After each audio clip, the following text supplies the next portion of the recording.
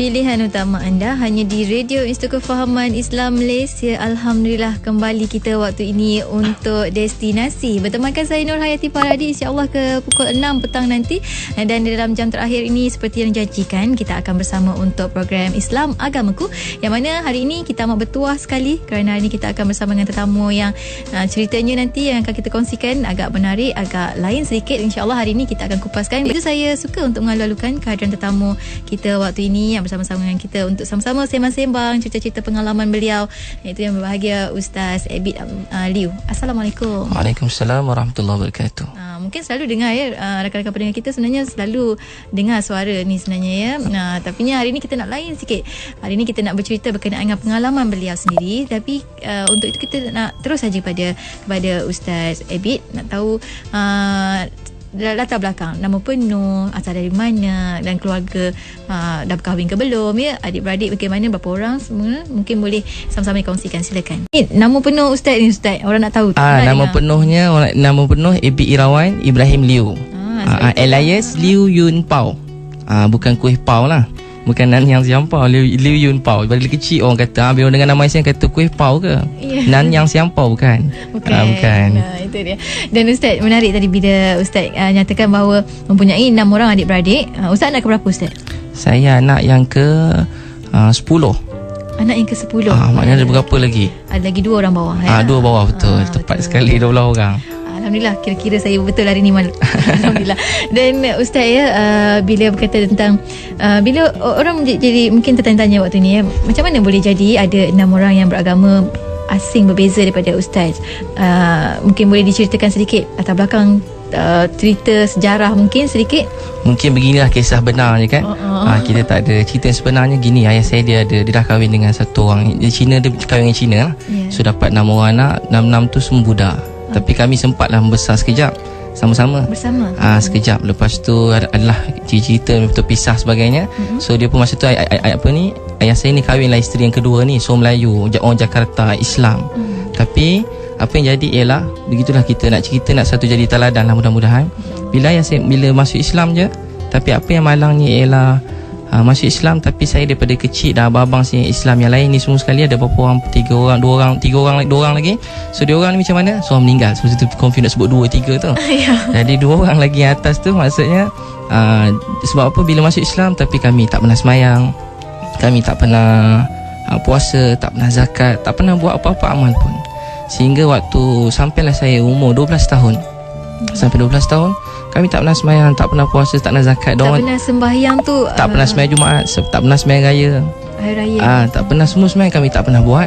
So kami Islam tapi dahi, tak pernah sujud pun pada Allah yang cipta kami. So sepanjang hidup kami macam tu. Ayah saya orang senang jugalah, maknanya orang kaya juga. Tapi apa yang kami rasa ialah keluarga kami kurang lah.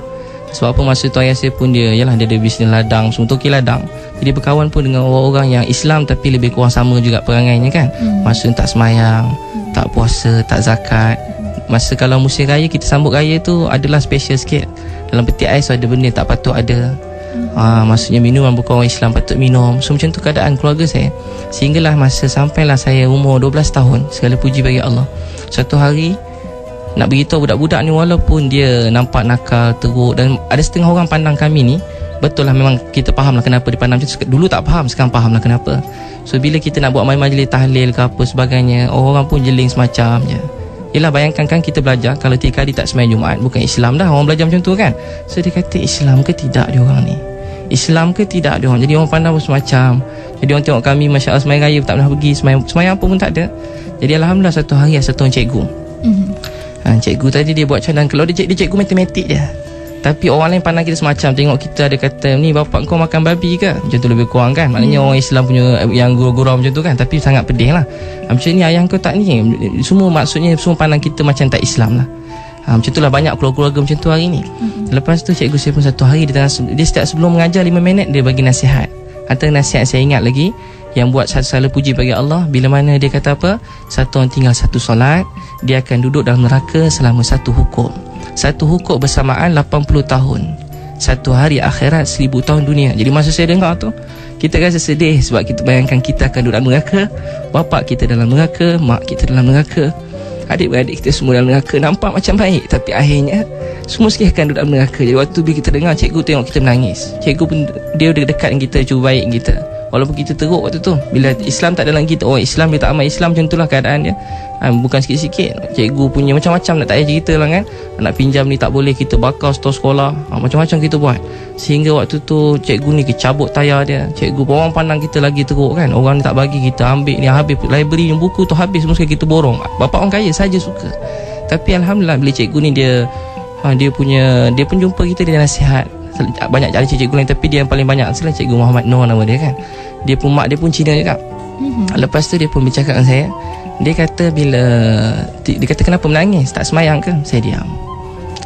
Tak pernah semayang, tak pernah nampak awak kan semayang Jumaat. Dia cakap dengan baik, saya pun diam. Last dia kata ayah semayang. Masa tanya ayah semayang, saya turun menangis. Sebab apa kita fikir, bapak kita dah tua, umur 50 dah lebih kurang masa tu kan, 50 lebih. Tapi bapak kita tak pernah semayang. Yang satu semayang duduk dalam neraka, tertulis di pintu neraka, orang tinggal semayang mesti masuk neraka. Jadi bila kita dengar tu kita sedih. Kita sayang bapak kita, kita tahu apa kita nak, semua dia bagi, tapi dia tak pernah semayang. Jadi waktu tu saya pun start hari tu cikgu saya buat apa, dia buat baik dengan saya sehingga keluarga saya satu orang guru. Dia buat apa, dia pergi ke rumah saya. Dia kata, ni pakcik, buku rekod ni tak payah datang sekolah, saya datang hantar kat rumah. Dia datang dengan isteri dia. Datang dengan isteri dia pun berbual dengan mak saya. Dia tak cerita agama, tak cerita apa, dia berbual je. Antara dia perbualan yang saya ingat sampai sekarang, dia kata, pakcik tahu tak, kat Hong Kong sana ramai orang-orang yang mana mereka masuk Islam tapi tak tahu Islam ni. Ramai orang nak agama dekat Hong Kong, kat China. Kita tak ada orang pandai cakap China. Kami fikir supaya macam mana pakcik ni supaya boleh jadi penterjemah kami pergi ke China, kata yang cikgu tadi. Kita pergi China buat dakwah, pakcik tu kan translate. Bapak saya ketawa besar masa tu. Sebab dia fikir takkanlah Cina macam saya ni semayang pun tidak.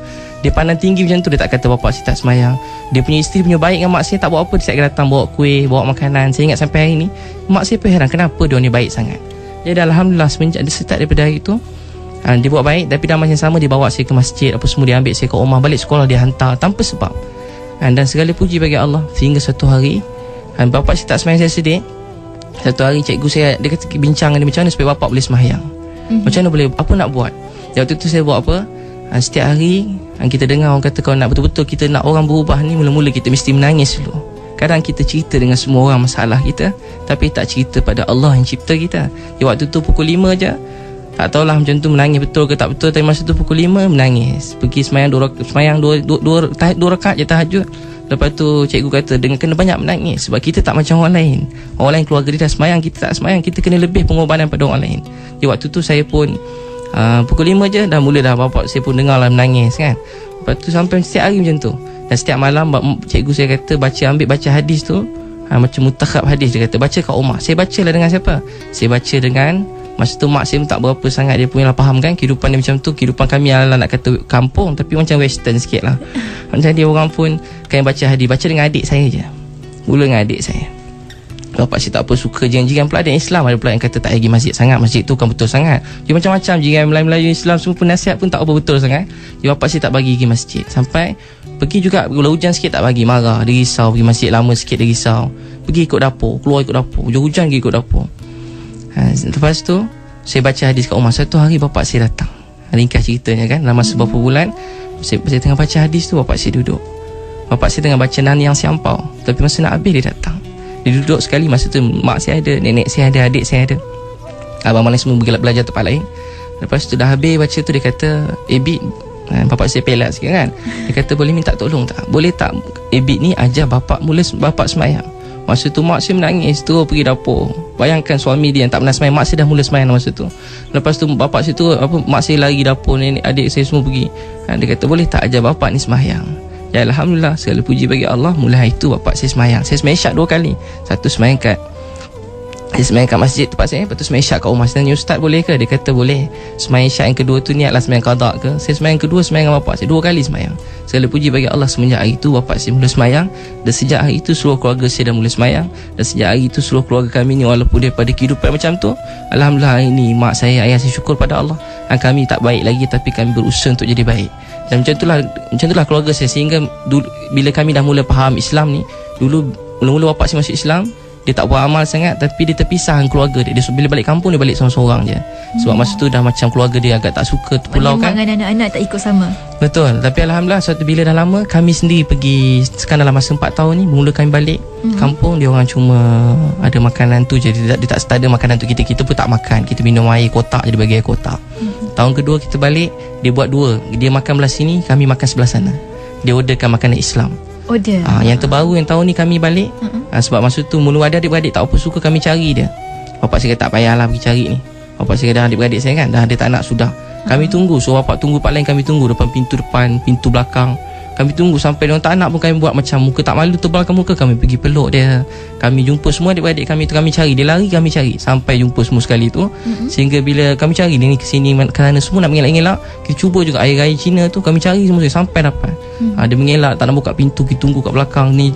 Kita buat macam ni, kita acah anak dia bagi ni supaya dia jumpa dengan kita. Pakcik-pakcik yang lain pula 8 orang lagi. Yang budak pun sama juga. Makcik-pakcik semua sekali kan. Tahun tu baru kami balik. Sekarang ni makanan yang hari kedua bila kami balik berhimpun tu, dah tak ada dah makanan yang Cina masak. Kami Cina juga kan. Dia panggil makanan, dia bagi makanan apa, semua yang orang Islam masak. Siap pakai kopiah lagi, ada janggut sikit catering tu. Dia sebentar kami punya makanan semua orang Islam yang ni. Jadi sebenarnya macam tu lah. Walaupun bapak saya asalnya dia masuk Islam mungkin kerana cinta, kerana wanita, tapi rupa-rupanya sebenarnya bila kita ada benih iman ni, benda yang sangat mahal. Sebab tu kita kena rasa kesihan dan sayang pada semua orang Islam dalam dunia ni. Bila mana kita tengok dia tak sembahyang, tak puasa, tak zakat, kita jangan benci dia orang, kita kena sayang. Kalau lah semua benci saya waktu tu, tak adalah saya kat sini hari ni, dan saya pun tak pernah bercakap kat Hakim ni. Tapi kerana kita rasa kesihan, kita rasa sayang, kita tengok ramai orang jauh daripada Allah mula datang kepada Allah. Sebab tu kita kena rasa setiap hari kita kena kesian. Tengok orang bukan Islam bukan marah, ini orang Islam malang ni lah. Bila kita orang bukan Islam, kita tak rasa apa-apa dah. Kita orang bukan Islam, kita rasa benci. Kadang-kadang orang Islam berebut pula, marah orang Cina kaya pada dia, minta maaf tuan-puan maaf India terlebih macam ni. Tapi sebenarnya kita ada benda yang mahal, yang ni kita kenal Allah tu Tuhan kita. Pakcik-pakcik saya orang kaya-kaya, ada kilang-kilang balak, tapi dalam hidup mereka setiap hari dia kerja dan dia kata mereka tak pernah rasa bahagia, mereka tak pernah rasa tenang sampai hari ni. Kita dapat nak terang pada, tapi dia cakap dia tak tenang, tak bahagia. Walaupun dia sekaya-kaya orang 2-3 kilang, tapi dia kata tak pernah bahagia. Sebab apa? Kita faham kita ni walaupun miskin, bila kita ada agama, kita orang yang bahagia. Itu dia. Dan itulah kata orang yang nikmat hidayah Islam tu sangat mahal ya. Dan kalau dapat tu, kata orang tu ambil, dan kalau boleh polish iman tu selagi boleh kan. Dan juga ya Ustaz ya, menarik bila Ustaz katakan tadi ada 6 orang adik-beradik yang masih berlainan agama. Dan juga nak tahu macam mana hubungan Ustaz dengan adik-beradik yang lain. Ada tak mungkin cara nak menarik mereka ke, mungkin ada untuk masuk Islam sebagaimana yang Ustaz pernah lakukan pada bapa, mungkin tu secara tak sengaja ataupun secara indirect kan. Mungkin ada tak Ustaz lakukan ke? So kita bila berbual dengan mereka ni, kita suka berbual pasal Islam ni lah. Kita cerita bila balik kampung kan, kita cerita Allah tu Tuhan kita. Dengan pakcik saya beberapa tahun yang lalu pernah berbual dengan dia, panggil Ahong. Pakcik saya, dia antara yang baik dengan bapak saya lah. So antara bila kita buat, kita tunjuk ada Quran, dia tanya tafsir Quran. So kita cerita tentang Islam tu sikit-sikit. Dengan adik-beradik pula, kita pun dengan dia orang, kita pertama sekali kita rapat kehubungan. Kita tanya khabar dia, kita wish dia apa-apa yang dia dapat anak ke sebagainya. Kita nampak dengan kita rapat kehubungan ni, kita yakin insya-Allah satu masa nanti tak lama dah. Sebab dulu tak pernah ada hubungan, sekarang 4 tahun kita dah rapat, sekarang dah tak ada gap apa-apa dah, sama je kita rasa, tak ada apa-apa, serupa je. Jadi insya-Allah saya punya niat, mudah-mudahan dalam masa beberapa tahun lagi, mudah-mudahan Allah kesihan, dan Allah beri daripada kesihan. Semua setiap adik-beradik saya muka sama, lebih kurang je, tapi mereka tak ada iman. Dia masuk hubungan rapat lah. Setiap tahun kita balik raya, Facebook pun kita ni juga kan, kita selalu bertegur lah, sehingga dia pun selalu puji kita. Dia rasa respect, walaupun dia tahu bapak kita Islam macam mana dulu, dia boleh tengok kita macam ni, semua adik-beradik jadi orang sangat kuat pegang pada Islam ni. Dia selalu kata beruntung bapak dapat anak-anak macam korang ni. Itu pandangan mereka. Sebab dia tengok adik-beradik saya selalu puji bagi Allah. 6 adik-beradik saya yang Islam ni, kami semua maksudnya syukur pada Allah, maksud kita dapatlah atas Islam. Dan dari segi apa pun kami tak adalah maksudnya rosak ke. Orang Cina satu dia tengok ialah, tengok kita, orang Cina tengok dia orang Islam ni, bila dia tengok macam malas, macam tak ada kerja, macam tu dia rasa macam teruk lah orang Islam. Sebab dia orang memang dunia lah maksud kehidupan dia ni. Jadi bila tengok kita Islam tapi nampak macam sibuk dengan kerja-kerja agama, dengan masjid, tapi dia masih sama, dia tengok kita dunia dengan dia pun lebih kurang sama je. Dan bapa saya punya prinsip bila masa tu dia cakap bila masuk Islam ni, dia kata apa, walaupun susah macam mana pun kami tak akan pernah minta tolong pada adik-beradik dan pakcik-pakcik bukan Islam. Walaupun kami tengah susah satu masa dulu, kami tak pernah minta tolong apa pun, sebab kami nak tunjuk orang Islam ni ada Allah dan kita tak perlukan dia, bukan tak perlu macam mana, maksud kita tak bergantung pada orang. Dia tengok masuk Islam tapi hidup dia lebih baik daripada kita. Macam tu kita nak tunjukkan lah. InsyaAllah mudah-mudahan dipermudahkan oleh Allah. Dan Ustaz bila tadi Ustaz kata bila bapa dah masuk Islam semua, ada tak mungkin dah rapat dengan adik-beradik, keluarga apa, ada tak mereka memberi komentar apa-apa tentang agama Islam ni sendiri, tentang bapa sendiri ke macam mana? Dia orang sekarang sangat gembira bila mana dia tengok. Mungkin dulu dia rasa bila masuk Islam terpisah, tapi dia nampak dia terpisah. Bapa masuk Islam tapi maksudnya bila tak amal agama sangat, Islam tu misahkan. Rupanya Islam ni menyatukan. Dengan dakwah ni sebenarnya bukan misahkan, menyatukan. Macam saya biasa dengar kan, Ustaz kata, Sayyidina Ali kata, dia pesan pada Ali, dia kata dengan dunia ni memecah belahkan, dengan harta kuasa memecah belahkan, tapi dengan dakwah nubuwah maka menyatukan. Jadi bila kita dengan dia orang semua dengan kita, maksud jadi dia rasa seronok dan dia rasa macam sekarang ni bayangkan sampai boleh tukar catering tu makanan Cina jadi Pak Haji supaya kita yakin makan seronok. Dan dia orang setiap kali berkumpul pula dia orang dah siapkan, dia tahu kita tak apa masuk rumah kan macam ada macam-macam kan orang bukan Islam ni. So bila dia macam tu dia siapkan kat luar tempat apa semua, so kita rapat dengan dia. Kadang dia lari, dia orang pakai skirt langsung pakai skirt nak nampak habis dah semua kan. Jadi kita balik adik-beradik kita yang pakai, kita kejar dia pergi ke bilik. Dia pun segan kita anak saudara, sepupu, pakcik-pakcik, makcik yang mana dia pakai tu hari-hari Cina, dia memang betul-betul nak pakai yang betul-betul lah. Jadi apa dia buat, bila dia nampak kita, dia sesegan mula balik. Tapi apa saya buat, saya pergi kat tangga tu, dia lari ke bilik, pergi ke bilik dia, pergi ke sini, kita pergi bual. Dia naik takut sebab tengok kita je lah nampak lah orang Islam tu kan. Adik-beradik saya semua betul berkopiah, bersongkok belaka kan, ada janggut sikit-sikit, jangan janggut lagi. Dia tengok, tapi bila kita rapat itu dia kata tak ada apa. Kita sini yang kena pecahkan, jangan tunggu dia orang sebab dia orang tak faham, tapi kita yang faham. Kita lebih mengetahui apa yang mereka perlu tahu sebenarnya ya Ustaz. Jadi saya nak tahu di mana Ustaz belajar dan perihal sikit mengenai ilmu yang Ustaz dapat, insya-Allah. Jazakallah khairan. Assalamualaikum. Saya nak tanya Ustaz. Silakan cakap dengan Ustaz. Memeluk agama Islam sejak umur berapa? Dan lepas tu saya nak tanya apa sebenarnya yang menguatkan hati untuk memeluk Islam. Sebab saya minta maaf, saya baru mengikuti rancangan ni, tadi tak sempat. Ya, terima kasih. Assalamualaikum. Pertama sekali Encik Manan daripada Pulau Pinang Dia ditanya belajar mana. Tapi sebenarnya apa yang saya dapat, pertama saya dapat dah besar ni banyak kita belajar lah. Saya pergi ke Pakistan. Setiap kali ada daripada belajar daripada cerita sekolah je, saya pergi belajar Pakistan. Setiap kali cuti sekolah sampailah setiap kali cuti sekolah belajar macam tu lah. Dekat madrasah sendiri punya ni, usaha sendiri, semua sendiri. Sebab masa tu je lah kita tak nak tunjuk. Walaupun bapak saya dah ikut, dah mula semayang, tapi satu benda prinsip saya tak akan, walaupun bapak saya senang, saya tak akan pernah minta duit dengan dia walaupun saya susah. Dan saya nak tunjuk bahawa kita orang Islam ni tak pernah menyusahkan orang lain, walaupun keadaan pun tu pertama sikit lah. Jadi setiap kali cuti, bila itu saya belajar kat Pakistan lama juga. Lepas tu lepas SPM pun saya belajar kat sana. Lepas STPM pun ada juga. So macam tu lebih kurang banyak saya belajar macam tu lah kat madrasah, beberapa madrasah. Jadi kita belajar sebenarnya, tapi belajar yang sebenarnya bila? Belajar yang sebenarnya dapat hidayat tadi daripada sekolah tadi. Daripada satu orang cikgu. Sebenarnya agama ni satu benda yang praktikal dalam kehidupan kita. Islam ni selalu begitu. Islam ni selalu orang kata Islam kena hina. Islam kena hina. Betul ke Islam tu kena hina? Sebenarnya Islam tu mana? Kadang-kadang orang saya sendiri, kita cakap Islam tak dalam diri kita. Islam ni hidup, dia tak mati, dia bergerak. Orang mati kena usung, Islam ni hidup, dia bergerak. So dia bergerak, maksudnya bila mana Islam ni bergerak, mana-mana dia pergi, orang tengok Islam tu pun boleh dapat hidayat. Dengan orang Islam bila bercakap je orang dapat hidayat. Orang Islam pergi pasar tu orang boleh dapat hidayat. Orang Islam masuk rumah dan keluarga dia boleh dapat hidayat. Maksudnya Islam tu bergerak. Bila belajar, saya belajar kat masjid. Pada kecil-kecil tu, pada setiap hari pergi masjid, kuliah maghrib, kuliah subuh. Saya tak pernah tinggal sampai masa tu. Bila saya dengar orang cerita pasal puasa, hari tu terus puasa. Bila dengar cerita pasal terus buat. Satu lagi, kat rumah kita sendiri, kumpul keluarga kita, kita beli apa-apa buku hadis yang sesuai, bukan hukum hakam lah masa kecil macam tu. Kita pilih mutakhak hadis, kita baca apa kepentingan sembahyang, apa kepentingan bangun malam, menangis dan sebagainya. So sebab tu maksudnya ilmu ni setiap hari kita boleh belajar kat masjid semua sekali. Agama ni praktikal. Mana kita duduk, dekat situ kita belajar. Mana kita duduk, kat situ kita belajar. Sebab apa? Islam ni mudah bila mana kita punya iman, yang keyakinan kita kuat. Macam tu lebih kurang tu pertama sikit lah. Lepas tu Haji Ahmad JB tanya kan, maksudnya kalau boleh biar, maksudnya supaya seluruh keluarga saya jadi Islam lah. Maka itulah yang saya nangiskan hari-hari.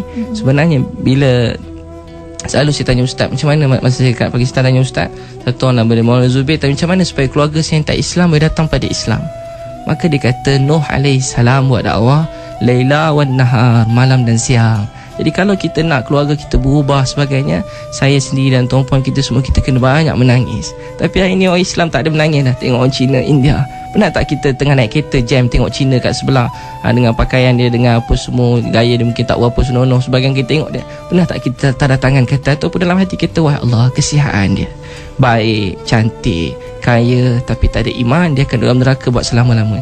Sayyidina Umar radhiyallahu anhu, bila dia berjalan, tiba-tiba dia tengok satu orang rahib tengah sembahyang, baik sangat, warak. Maka kata Umar, kamu baik. Lalu Umar menangis. Rahib tu kejar Umar, wahai khalifah, kenapa menangis? Dia kata, saya menangis sebab saya fikir dalam keadaan kamu ni sangat baik, tapi kamu akan jadi bahan api neraka. Rahib tu terus beriman. Umar tengah duduk jadi khalifah, tengah sibuk kerja, orang minta bantuan makanan, orang Syria Kristian. Dia kata, wahai Umar, kami perlukan bantuan makanan sekian. Umar menangis. Dia kata, kenapa menangis? Susah sangat ke permintaan saya tu? Dia kata, bukan, saya menangis fikir sebab masa saya jadi khalifah, ada lagi manusia yang belum kenal Allah tu Tuhan dia. Jadi bila kita menangis, sebab tu zaman dulu setiap jam orang masuk Islam, sebab Islam ni hidup macam air mengalir. Air mengalir sentiasa beri manfaat. Kenapa hari ni orang tak datang kepada Islam? Sebab Islam ni dah tak mengalir dah. Dia jadi macam air yang kotor, yang berkubang, yang mana orang tengok pun takut dan geli dan tak sanggup nak dekat. Tapi sebab apa Islam ni mudah? Sebab dia hidup, kita cuma kenapa tengok menangis, sebab kita sendiri orang Islam kurang rasa nilai iman ni, sehingga kita tak pernah menangis tengok orang mati tanpa iman. Kadang-kadang keluarga kita tinggal semayang, ada tak kita menangis? Satu semayang dia tinggalkan semayang, tertulis di pintu neraka yang dia mesti memasukinya. Kadang-kadang isteri, suami kita tidur sebantal, tapi tak tu. Sebab tu kita kena rasa, sebab tu kunci untuk supaya orang jadi baik. Ada orang suruh tanya saya, macam mana macam dapat hidayah macam ni. Tapi sebenarnya mula-mula sekali saya beritahu kat dia, saya pun tak tahu macam mana. Tapi satu je saya tahu, mula-mula sekali kena menangis. Kata, ya Allah, saya tak tahu nak buat macam mana ni, macam mana nak buat, tolonglah saya Allah. Bila kita menangis sungguh-sungguh menangis, ya Allah, tolonglah, saya tak tahu macam mana nak buat.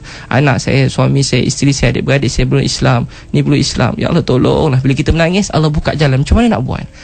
Walaupun dah tak ada jalan, bila kita mula menangis, itulah dia punya jalan dia. Tapi bila kita kata rasa kita boleh buat, kita tahu kadang-kadang waktu kita tak buat apa-apa pun, tapi bila kita kata, ya Allah, saya tak tahu nak buat macam mana.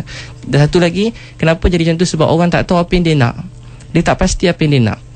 Sebab tu kita kena jelas apa yang kita nak. Betul. Kalau kita nak semua datang pada Islam macam zaman Nabi, sehingga seluruh dunia jadi Islam. Tapi hari ni orang Islam tak ada dalam hati dia nak orang bukan Islam datang pada Islam. Tak ada dah rasa tak ni. Tengok orang kadang-kadang mu'alaf kat masjid selalu, tempat saya kadang kan, dia azan salah je. Tu orang kata, azan pun salah. Mayang bukan main. Member tu baru pakai, kadang-kadang mu'alaf masuk Islam pakai jubah, dia pakai serban, masuk semak, dia dapat Islam macam tu. Tiba-tiba kata, pakai jubah ke serban, tapi azan pun tak betul. Patutnya dia yang betul azan ni, dia lah azan. Rupa dia pun tidur kat rumah berdengkur, ataupun dia sini tak datang pergi tolong pujuk. Apa yang silap sikit dia bising. Kadang-kadang anak dia kat rumah tak semayang pun dia tak risau, tapi dia risau mu'alaf ni azan salah kat masjid tu. Patut kita kena rasa sayang dan kesian pada semua orang. Kadang India tu dia semangat lebih kan, dia cakap salah sikit, kata mu'alaf. Saya selalu tengok mu'alaf ni kena marah. Jadi kita patut kata kesian, sayang pada dia orang. Kita kena syukur dan gembira tengok orang bukan Islam datang pada Islam. Bila cakap saya seorang guru, kita pun baru menyambut hari guru ya, baru-baru ni.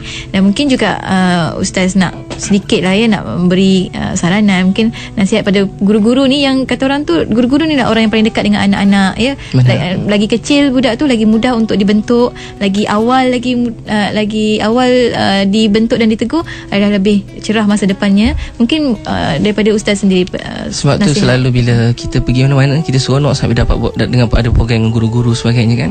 Sebab kadang-kadang kita nampak apa ada pada budak yang kecil yang tak ada apa. Macam kita beritahu sebelum ni, bila mana satu orang Usamah bin Zaid, masa dia kecil dia kulit hitam, rambut kerinting, orang biasa je. Bila tengok Usamah bin Zaid, maka Aisyah radhiyallahu anha tengok dia hingus keluar warna hijau. Kalau kita, ya Allah, gelinya. Macam tu lebih kurang, nampak macam budak selekeh.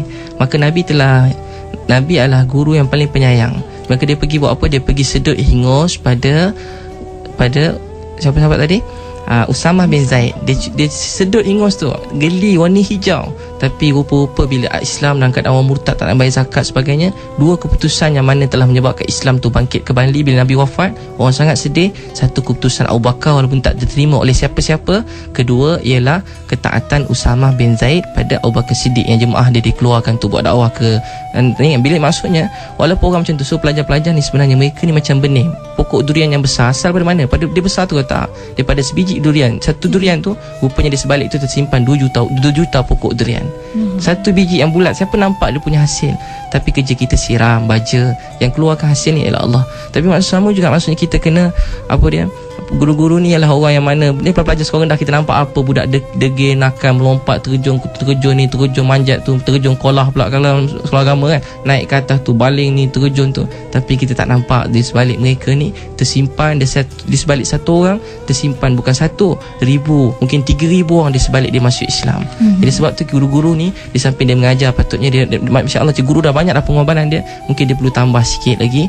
Dengan apa kita kena banyak menangis dan doa dan rasa paling tidak pun tak buat benda lain. Satu je saya minta pada semua guru ni, satu je dalam sebelum malam-malam, sebelum pergi sekolah, lepas subuh lah, kalau tak mampu malam sangat, lepas subuh kata, ya Allah, kesianlah pada semua orang dalam dunia ni, sebab banyak orang mati tanpa iman, dia akan duduk neraka selama-lamanya. Pelajar saya bukan Islam, kau beri mereka Islam, wahai Allah, dan jadikan setiap orang Islam ni, mereka ni sebagai ejen supaya seluruh dunia ni orang datang pada Islam. Macam tu, wahai Allah, ada orang hidup 70 tahun macam bapak saya, 50 tahun hidup sebelum sekarang dah umur 76 tahun.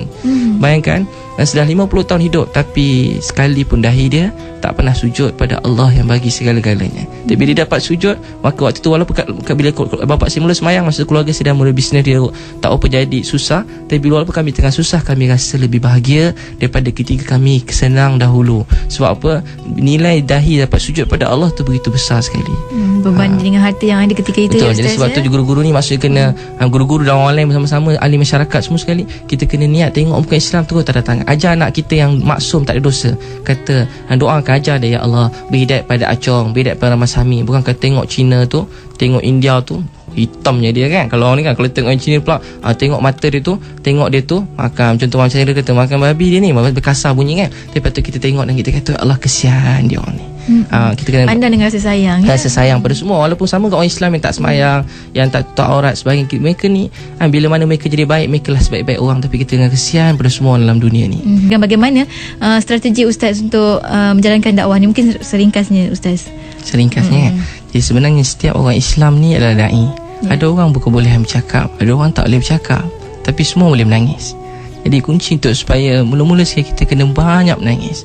Siapa yang mata nak keluar tadi patutnya kena menangis setiap hari. Kata Imam Ghazali, kata Umar radhiyallahu anhu, satu orang yang tak menangis 3 hari tanda hati dia gelap. Jadi kita kena menangis setiap hari menangis. Ada satu orang kawan saya jaga anak dia, tapi bila malam anak dia umur 4 tahun, pukul 5 pagi bangun. Bukan bangun pergi tandas, pergi bangun, dia bentang sejadah, tak ambil uduk, dia menangis sampai subuh. Rupanya sebab apa? Masa bapak dia ni, bapak segi haji kan, sepanjang hidup dia, bapak dia ni pukul 5, 4.30 dah bangun dah. 4.30 semayang dengan isteri dia setiap malam, pukul 5 menangis. Anak dia setiap hari ikut. Jadi sampai sekarang anak dia ni dah sampai sekarang pukul 5 anak dia dah tak boleh nak tidur dah.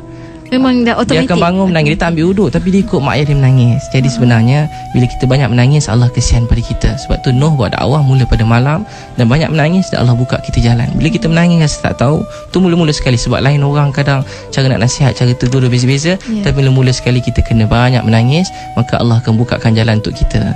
Lepas tu untuk dakwah ni mungkin macam-macam perlu ada, macam Tuan cakap tadi, tapi sebenarnya setiap orang ni bertanggungjawab. Untuk siapa-siapa dalam dunia tak boleh nak buat apa-apa, mula-mula sekali menangis. Jadi setiap orang bertanggungjawab. Tapi malangnya hari ni orang Islam tidak lagi menyedari yang mereka ni bertanggungjawab untuk menghidupkan agama, dan kita patutnya ada benda yang bernilai ni, tapi kita tak rasa nak kongsi. Sebab tu sekarang ni terus tanda tangan, minta, ya Allah, kesian jiran saya belum Islam, Allah kesian ni, supaya satu masa ni siapa yang Allah guna, Nabi dah beritahu sebelum kiamat satu masa seluruh dunia akan jadi Islam.